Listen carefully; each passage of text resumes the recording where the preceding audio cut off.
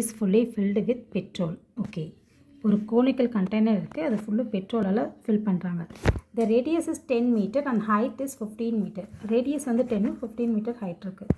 எப்போவுமே கொஸ்டின் கொடுத்த உடனே பிக்சர் ட்ரா பண்ணணும். கோனிக்கல் கண்டெய்னர்னு சொல்லிட்டாங்க. ஸோ கோன் இப்படி தான் இருக்கும். ஆனால் நான் ஏன் இப்படி வரைஞ்சிருக்கேன் அப்படின்னா, அதில் வந்து பாட்டத்துலேருந்து இந்த ரேட்டில் இருந்து பெட்ரோல் வந்து ரிலீஸ் பண்ணுறேன்னு சொல்லியிருக்காங்க. அதனால தான் நான் இந்த மாதிரி பிக்சர் ட்ரா பண்ணியிருக்கேன். If the container can release the petrol through its bottom at the rate of 25 cubic meter per minute. Speed தான் கொடுத்துருக்காங்க. 25 cubic meter per minute. ஓகேவா? cubic meterன்றது volume. In how many minutes the container will be emptied?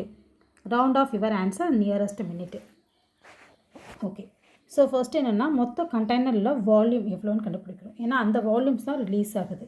இப்போ volume கண்டுபிடிச்சோன்னா 1/3 பையா square H. இதுக்கு கோனுக்கு 1/3 by 22/7. ஆரோட value 10 × 10 H வந்து போட்டாச்சு. Next V is equal to, இதை ஃபுல்லும் மல்டிப்ளை பண்ணால் நமக்கு 11,000 / 7 வருது. டிவைட் பண்ணால் 1571.42. இது வால்யூம். இப்போது இந்த ஸ்பீடோட ரிலேஷன்ஸ் பற்றி தெரிஞ்சுக்கலாம். ஸ்பீட் ஈக்குவல் டு என்ன ரேஷியோ கொடுத்துருக்காங்களோ இதை வச்சு ஃபார்முலா க்ரியேட் பண்ணலாம். ஃபார்முலா மறந்து போச்சுன்னா யோசிக்கணும் அவசியம் இல்லை. ஸ்பீட் ஈக்குவல் டு கியூபிக் மீட்டர்னால் வால்யூம், வால்யூம் பை டைம். ஓகேவா? Speed equal to volume by time, இதுதான் ஃபார்முலா. நமக்கு என்ன வேணும்னா டைம் தான் கேட்டிருக்காங்க, நியரஸ்ட் டைம். அப்போ டைம் ஈக்குவல் டு டி எந்த சைட் கொண்டு வந்துருங்க, ஸ்பீடை கீழே கொண்டு வந்துருங்க. Volume by speed. வால்யூம் எவ்வளவு? இதுதான் வால்யூம். ஸ்பீட் எவ்வளவு? 25.